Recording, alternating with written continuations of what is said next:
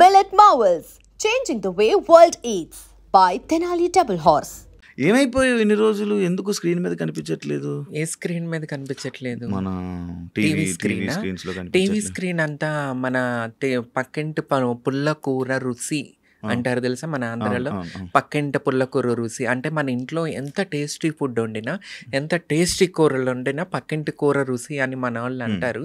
So మన TV గురించి మాట్లాడితే, ఎందుకంటే నేను టీవీ తెలుగు ఇండస్ట్రీలో ఉన్నాను కాబట్టి, సో పక్కింటి పొల్లు రుచి అన్న టైప్లో కన్నడ వాళ్ళు నిండిపోయి మన అందమైన టాలెంట్ ఉన్న తెలుగు అమ్మాయిలకే ఛాన్సులు లేవు.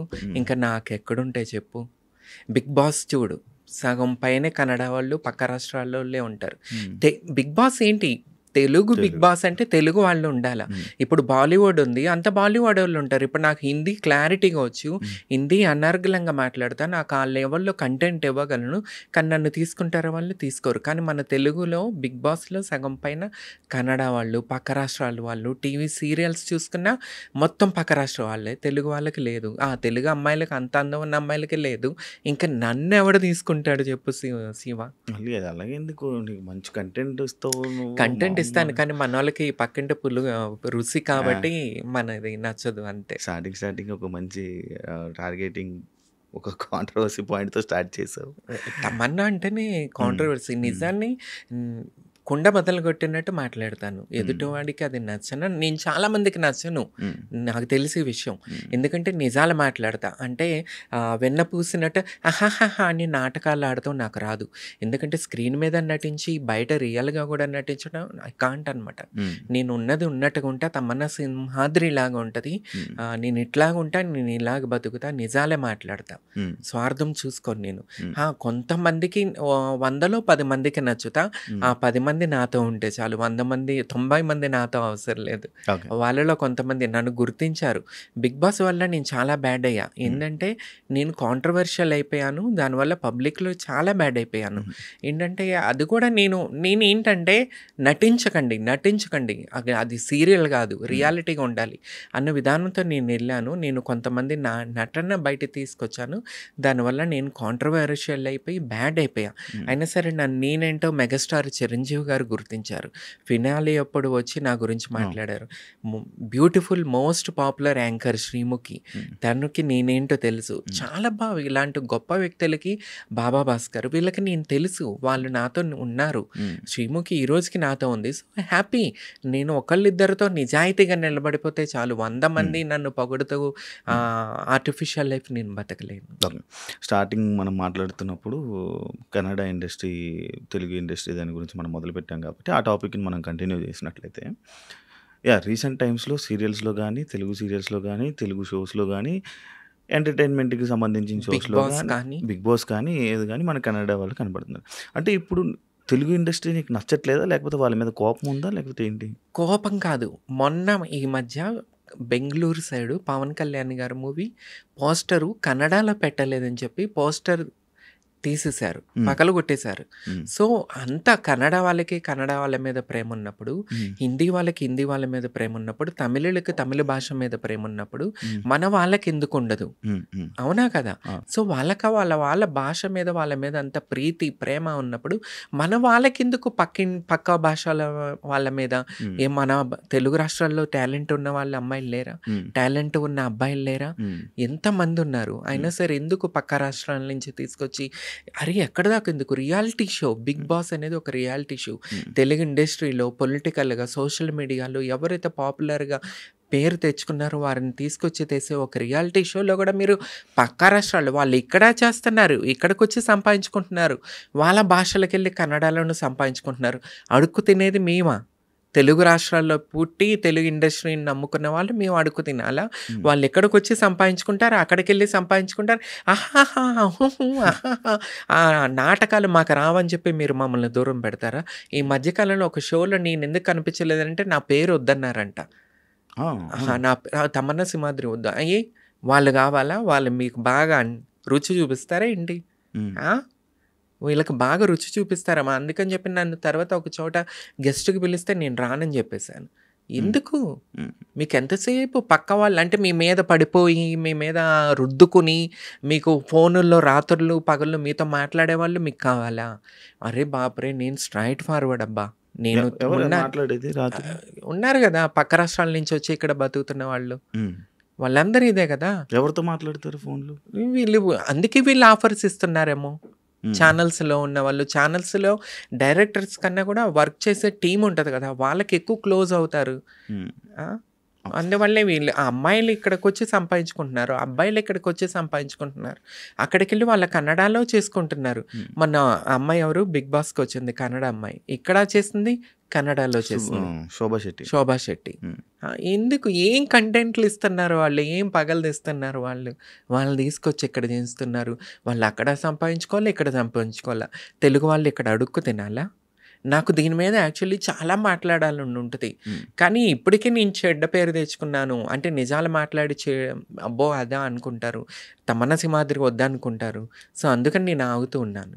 నాకు దీని గురించి చాలా ఎందుకంటే శ్రీరెడ్డి అనే అమ్మాయి నిజాయితీగా చేసింది. కానీ నేను ఆ టైంలో పవన్ కళ్యాణ్ గారు టాపిక్ తీసుకొచ్చి వాళ్ళ అమ్మగారిని తిట్టించారు కొంతమంది శ్రీరెడ్డితో. ఆ ఒక్క విషయంతో నేను బయటకు వచ్చేసాను. కానీ ఆ ఉద్యమం ఇప్పటికీ కంటిన్యూ అయ్యి ఉంటేనే ఇది బాగుండేది.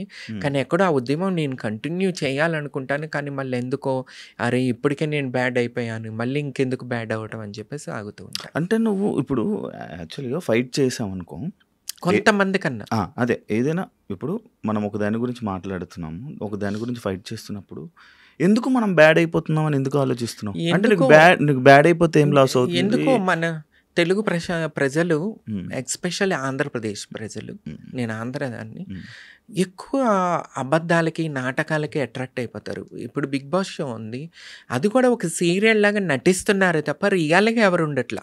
లాస్ట్ సీజన్ చూసుకున్నా, అంతకుముందు సీజన్ తీసుకున్నా, పల్లవ ప్రశాంత్ అనే వ్యక్తి అతను ఏంటి అసలు మొత్తం నటనే కదా, ఏడుపులు యాయి అని ఏడుపుటు, సింపతి గేములు. ఆ సింపతికి ఏం ఆడుకోవటానికి మనం బిగ్ బాస్కి వెళ్తున్నామా? అరే అట్లా అనుకుంటే నేను కూడా అయ్యా నేను ఒక ట్రాన్స్ ఫీమేల్ అయ్యా, నాకు సపోర్ట్ కావాలని నేను అట్లా ఏడ్చుకుంటా, దండాలు పెట్టుకుంటా నటించలేదు. నేను ఒక కంటెంట్ ఇచ్చాను, ఎంటర్టైన్మెంట్. టీవీ చూడాలి జనాలు, ఒక కంటెంట్ ఇవ్వాలి, ఎంటర్టైన్మెంట్ చేయాలని ఒక ఎంటర్టైన్మెంట్లోకి వెళ్ళా.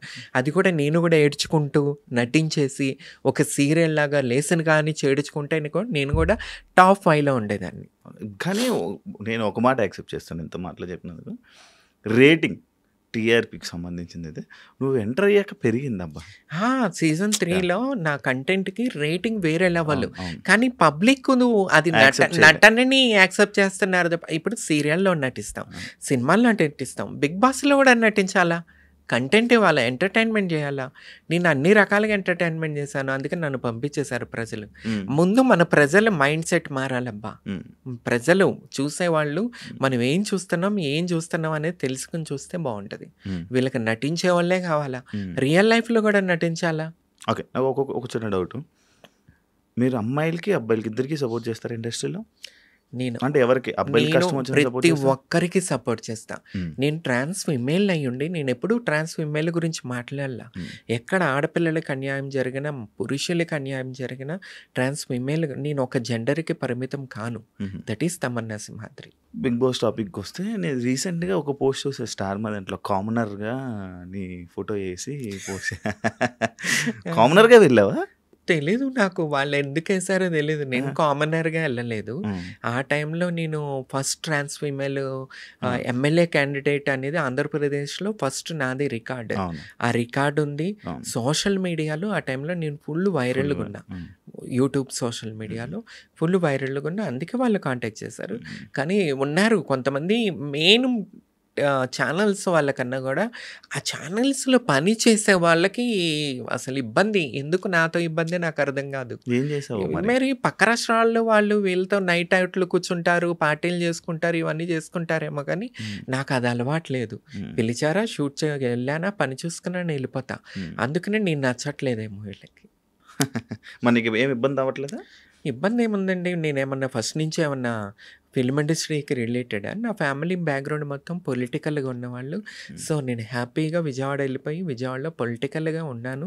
హ్మ్. లాస్ట్ టైమ్ కూడా నేను పిఠాపురం. రామచంద్ర యాదవ్ గారు బీసీవై పార్టీ అని స్థాపించి, హ్మ్. ఆ పార్టీ నుంచి నాకు ఎమ్మెల్యే టికెట్ పిలిచి మరి గౌరవించి మరి ఎమ్మెల్యే టికెట్ ఇవ్వటం అనేది హ్మ్. చాలా హ్యాపీ. ఓట్లనేది అంటావా మన ఆంధ్రప్రదేశ్‌లో ఎట్లా ఉందంటే ఓటుకు బీరుకి, డబ్బుకి, ఆటికి ఇంకా పవన్ కళ్యాణ్ గారు ఆ రోజుల్లో చెప్పారు.